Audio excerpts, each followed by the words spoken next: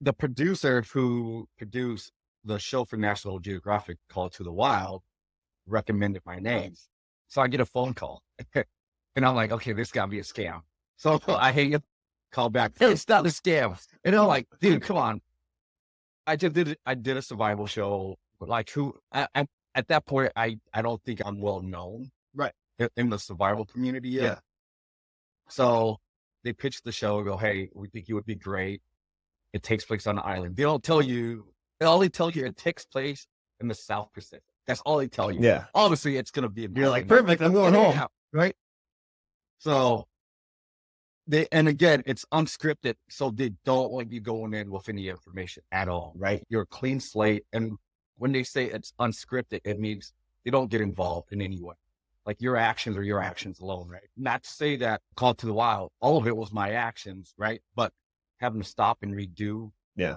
And rebuild, or, oh, hey, could you make that fire again? Yeah. Or, hey, can you build that shelter again? It's still unscripted, but having to stop and do it. Yeah, but they were still giving you some direction. Right. On things that you were already doing. Right. But on Fight to Survive, there was no direction. It was just people beat people. Yeah. And so the whole premise of that show is they drop off a bunch of survival experts, right? Were they all survival experts? Because hey, like I said, everybody's a survival expert until it's time to do survival. Because sure as shit didn't seem like some of them were survival experts. Hey, you need me to top you off there? Oh no, I'm still good, man. Right. So we get there, and again, they fly people in from all over the U.S., right? And they're trying to keep you from mingling with other people. There's not a single person that I know, right? And they're like, oh, I'm a survivor. Oh, I'm on Naked and Afraid. Oh, I've been on Alone, the Monster, right? So everybody's there has been on previous survival shows. Yeah. They've been on multiple survival shows for Naked and Afraid. Okay. Right? There's only one individual who we'll get into him later, but he got on because he was an Eagle Scout. So I guess they needed somebody who wasn't on a survival show. Sure. Diversify. Yeah.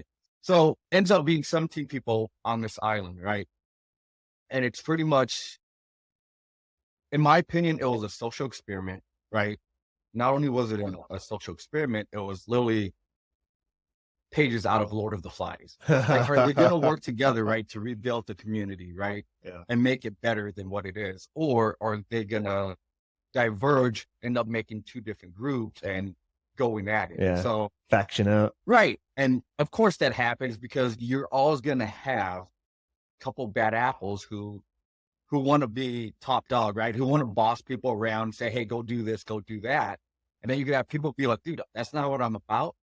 Right. I want us to work together. Yeah. You've given me directions and commands. So what I originally planned was the minute you drop me off, I'm going to go off on my own and survive. Right. Yeah. I don't need anybody else. Right. Because for me, it wasn't about the money. Like people go, dude, $250,000 is a lot. Right. But I'm not going to compromise my integrity, who I am and how I want to play this game. Right. Which I didn't. I played the game how I wanted to play the game. Yep. Right. So somehow, the premise of the game is if all of you make it to the end, you split the $100,000, right? Somehow I get pulled into a group. Let me go back. Because you have a lot of charisma. People want to be around you. So they have these areas that are already been semi-built up for you, right? So there's a lagoon that you could claim. So you could claim that resource, right? Well, then there's the fire resource, which is like firewood. Then there's the shelter resource, right? Where it's almost like a treehouse, but you still have to build up on it, right? And then there's the water resource. So there's 1, 2, 3, 4. I don't know if I'm missing there's a food resource, which is the lagoon, the fire resource, which is obviously firewood, shelter, and then water. So you have these different resources that you could claim. Now, which would be awesome, right? Because then you could go from kind of village to village and be like, hey, I'll give you firewood if you give me some water, right? Now, I wasn't about that. I know that, hey, drinking water is just going to dilute my system. The humidity, it's hot, you're walking all over the place, right? You're still working. Fresh young coconuts are the way to go, right? On top of that, so you have these natural resources that you could claim. The downside to that is you can't be more than 25 feet away, right?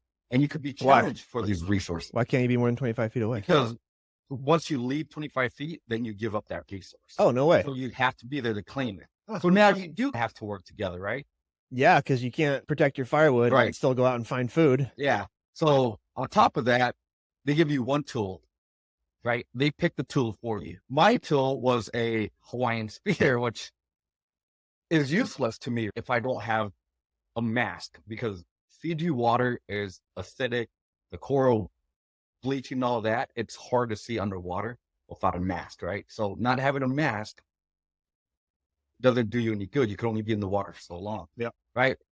And one, it's a coral reef, dude. You're going to get cut up, right? So I'm like, okay, I'm not trying to get injured, right? I want to make it to the end, right, of this 30-day challenge. So they add that, hey, you could challenge each other for each other's tool, right? You could challenge each other for the resource. The way it would work is if you are the challenger and you lose, you go home. You're one and done. If you win, you get the other person's resource or tool, but they still get to stay. Right. Right. So that's the whole premise of the show.